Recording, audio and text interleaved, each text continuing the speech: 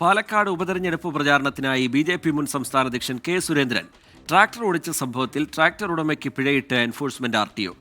5000 രൂപയാണ് പിഴ ചുമത്തിയത്.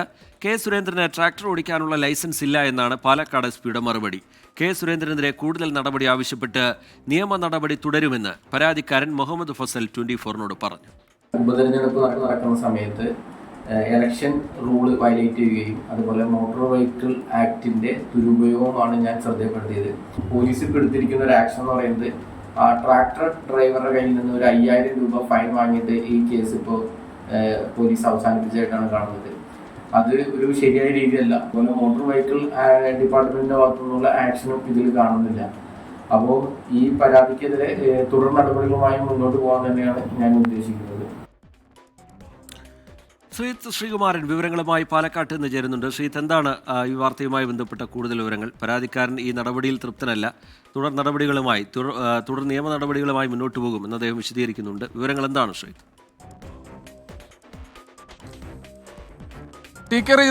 നവംബർ മാസം 14-ാം തീയതിയാണ് ഉപതെരഞ്ഞെടുപ്പ് പ്രചരണത്തിനിടെ ഇത്തരമൊരു സംഭവം നടക്കുന്നതെന്നാണ് മനസ്സിലാക്കുന്നത്. എന്തായാലും ആ പരാതി അപ്പോൾ തന്നെ തൊട്ടടുത്ത ദിവസം തന്നെ മുഹമ്മദ് ഫസൽ, SFIയുടെ മുൻ ജില്ലാ സെക്രട്ടറിയാണ് എറണാകുളത്തെ, അദ്ദേഹം നൽകുകയുണ്ടായി. അത് പോലീസിന് നൽകി, മോട്ടോർ വാഹന വകുപ്പിനടക്കം തെരഞ്ഞെടുപ്പ് കമ്മീഷനടക്കം നൽകിയിരുന്നു. ഇതിലിപ്പോൾ പോലീസിന്റെ ഭാഗത്തു നിന്നുള്ള നടപടിയാണ് വന്നിരിക്കുന്നത്. അതിലേറ്റവും എടുത്തു പറയേണ്ടത് സുരേന്ദ്രനെതിരെ രൂക്ഷമായ പരാമർശം ഇതിലുണ്ട്. അതിലേറ്റവും പത്തനംതിട്ട SP ഈ മുഹമ്മദ് ഫസലിന് നൽകിയ മറുപടി കത്തിൽ പറയുന്നത് സുരേന്ദ്രന് ഈ ട്രാക്ടർ ഓടിക്കാൻ മതിയായ ലൈസൻസ് ഇല്ല എന്ന് അന്വേഷണത്തിൽ കണ്ടെത്തിയെന്നാണ് പറയുന്നത്. പക്ഷേ ട്രാക്ടർ ഓടിച്ചതിന് സുരേന്ദ്രനെതിരെ മറ്റു തരത്തിലുള്ള നടപടികൾ എന്തെങ്കിലും എടുത്തതായി ഈ മറുപടി കത്തിൽ പറയുന്നില്ല. പക്ഷേ ട്രാക്ടർ ഉടമയ്ക്കെതിരെ നടപടി എടുത്തിട്ടുണ്ട്. 5000 രൂപ ട്രാഫിക് എൻഫോഴ്സ്മെന്റ് പിഴയിട്ടു എന്നാണ് പറയുന്നത്. അന്ന് LDFന്റെ കർഷക വിരുദ്ധ നയങ്ങൾക്കെതിരായിട്ടാണ് BJP സ്ഥാനാർത്ഥി C. കൃഷ്ണകുമാറിനായി BJPയുടെ നേതാക്കൾ എല്ലാവരും തന്നെ ഇത്തരത്തിലൊരു ട്രാക്ടർ റാലിയിൽ അണിനിരുന്നത്. ആ ട്രാക്ടർ റാലിയിലാണ് ശോഭാ സുരേന്ദ്രനും